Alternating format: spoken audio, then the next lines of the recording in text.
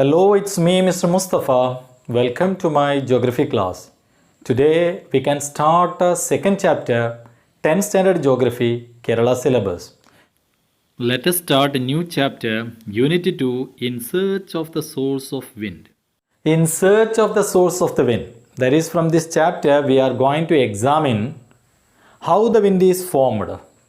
What are the reasons for the occurrence of wind? What are the factors that cause a variation in the direction and speed of the wind? What are the different types of the wind blowing in different parts of the world? From the 9th standard, you have learned that Earth has atmosphere. The air envelope that surrounds the Earth like a blanket is called atmosphere. So this air has weight. Can't you believe that one? Air has weight. Air has weight. That weight is exerted on Earth's surface. So the weight exerted by atmospheric air on Earth's surface is called pressure. That is called atmospheric pressure. And here this room also contains air. That air exerts its weight on everything in this room. And that weight is exerted on my shoulder, that weight is exerted on my head. That weight is exerted. Then you may wonder why I am not crushed when that weight is exerted. That weight is exerted from different area, not only from up down, that weight is exerted from sideways. That is why we are not crushed, or things on Earth's surface is not crushed. It is moving like a fluid. Here it is one example to prove that atmospheric air has weight. Here in my hand there is a glass of water and a paper card. If I cover this glass with this paper card and invert that glass, what do you think? Will that water from the glass pour down, or will that water remain there in the glass? What do you think? Let us try. And here it is in a cupboard. Then I am now making it upside down. Then you see here, that the water is held there. What is the reason? Reason is, that air is exerting pressure from down. The weight of the water in the glass is neutralized by that air pressure. But if you drill a hole here, through that hole that air enters the glass and pushes that water out.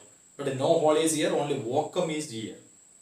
And this is a simple example to convince you that air has weight.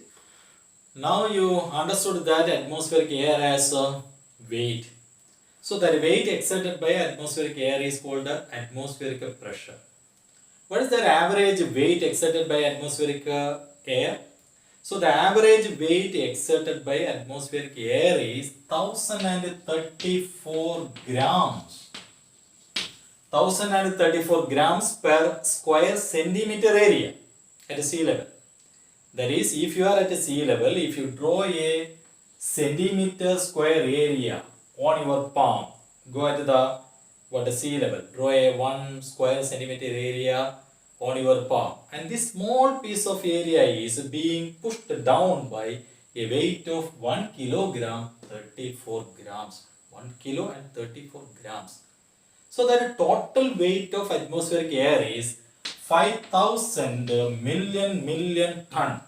What is the instrument used to measure atmospheric pressure? It is barometer.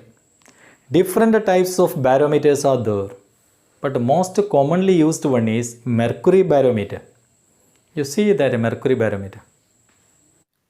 Here what you see is a Mercury Barometer, a basin which contains mercury and a glass tube inverted. The air outside the tube exerts a pressure, weight, so it pushes that mercury through the glass tube up. At a 76 centimeter level, the weight of the mercury balances the weight of the air outside. So a mercury level of 76 centimeter is the worldwide average. Here the exerted weight is 1034 gram per centimeter square. At this point, the atmospheric pressure will be 1013.2 millibar or hectopascal. So Mercury Barometer records atmospheric pressure in units like millibar. But lately we are using not millibar, hectopascal. hectopascal. So average atmospheric pressure is 1034 gram. We know that it is at sea level. And at this stage, a mercury barometer records atmospheric pressure at 76 centimeter mercury level. 76 centimeter mercury level. And this will be equal to 1013.25 millibar or hectopascal. Understood? So if atmospheric pressure is 1013.25 millibar or hectopascal, that means in a mercury barometer, the mercury level is at 76 centimeter. That means the average atmospheric pressure is 1034 gram. This is the worldwide average. So there is variation, atmospheric pressure and variation in the atmospheric pressure are the reason for wind. Now let us see what are the factors that cause a variation in the atmospheric pressure. There are mainly three factors that cause a variation in the atmospheric pressure. And they are, what are the factors that cause or influence a variation in the atmospheric pressure? They are altitude, temperature and humidity. So the first factor that influences or causes a variation in the atmospheric pressure is altitude. Look here. So you are standing at sea level. Your friend is on a mountain top. Who will experience more atmospheric pressure? What do you think? You or your friend? What do you think? And it is you. What is the reason? Because you are loading more columns of air. Suppose that here it is the ceiling of atmosphere. Approximate height of that atmosphere is what, 10,000 kilometer. And your friend is what, loading very less atmospheric air. Weight is very less here. Weight is very great here. So we say that atmospheric pressure and altitude are inversely proportional. That is, height increases, altitude increases, atmospheric pressure decreases. So what is the reason? The reason is the rarefication of the air with the height. When you are going up from the sea level, the air is becoming lighter and lighter. So the rarefication of the air is the reason for low pressure at a mountain top, high pressure at a sea level. What is the rate of fall of atmospheric pressure? The rate of fall of atmospheric pressure is 1 millibar for every 10 meters of height. For every 10 meters of height, there is a fall of 1 millibar. That is the reason you know that when we are going up a mountainous region or what hill stations, Ooty, Kodaikanal, Munnar, we may feel that our ears are clogged, blocked. That is the reason you know that when the mountaineers are climbing high altitudinal mountains, they are carrying oxygen cylinder because rarifications of the air. And second factor that causes a variation in the atmospheric pressure is temperature. What is the relationship between temperature and atmospheric pressure? Suppose more temperature in an area, then what, the air is heated.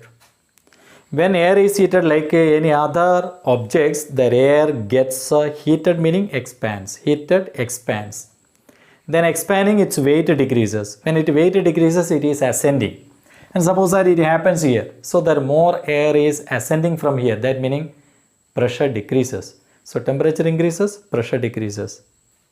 And when that air is what ascending, you know that it starts cooling down. When cooling down, its weight increases.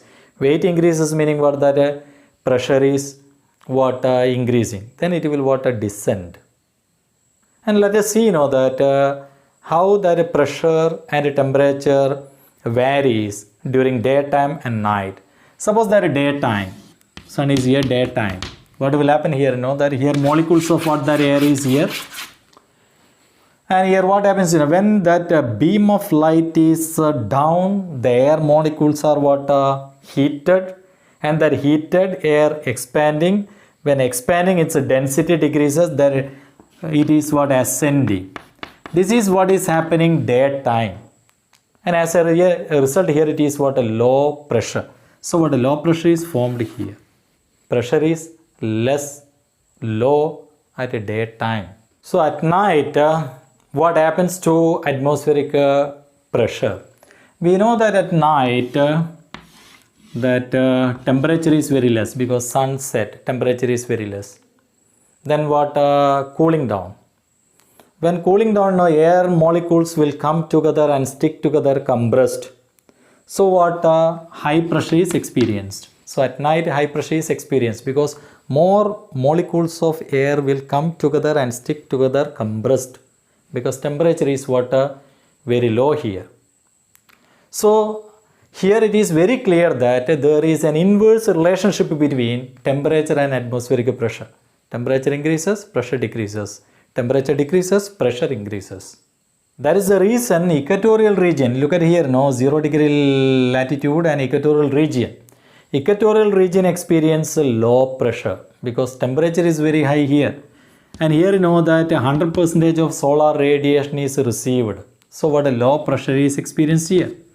When we are going to North Pole, South Pole from that equatorial region, the amount of solar radiation received is less and less. So here temperature received is very less. So what? High pressure. Temperature received is very low. So pressure is very high. So temperature, atmospheric pressure inversely related. So the third factor is humidity.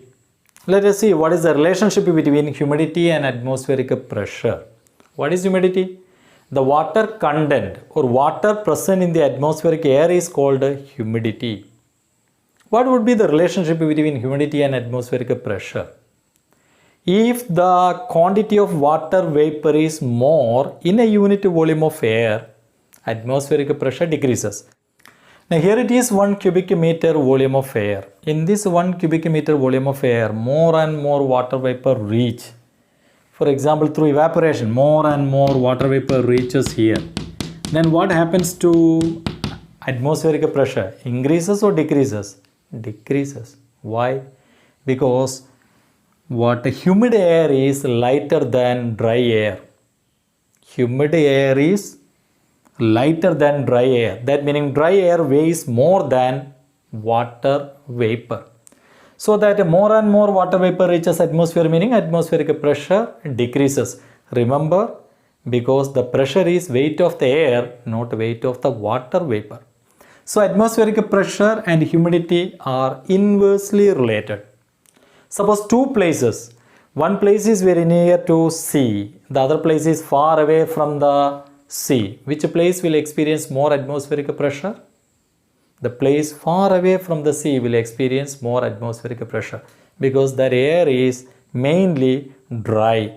But the place which is situated very near to sea level, that air is containing large quantities of water vapor in it. So atmospheric pressure decreases. If the atmospheric pressure of a region is higher than the surrounding region, it can be designated as a high pressure region, high pressure area.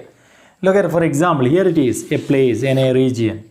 And this region has recorded an atmospheric pressure of 1040 hectopascal.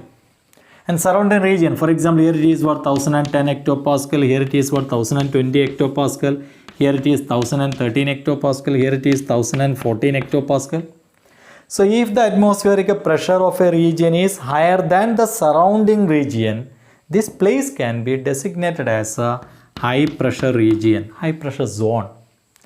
And if the atmospheric pressure of a region is lower than its surrounding region, for example, here it is 900 hectopascal is atmospheric pressure. And surrounding area here what 1011, and here it is 1020, here it is 1013, here it is 1021. Then this region can be designated as a low pressure region, because atmospheric pressure is lower than the surrounding region. This is how we distinguish high pressure and low pressure. Sometimes we can see that a number of places may record or experience same atmospheric pressure. For example, these places, dots are the places, and experiencing same atmospheric pressure, 1020 hectopascal. And we can draw a line by joining all these places. If we draw a line by joining all these places having same atmospheric pressure, 1020, 4 places 1020.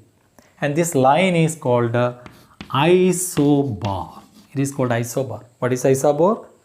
Imaginary line joining places having same atmospheric pressure.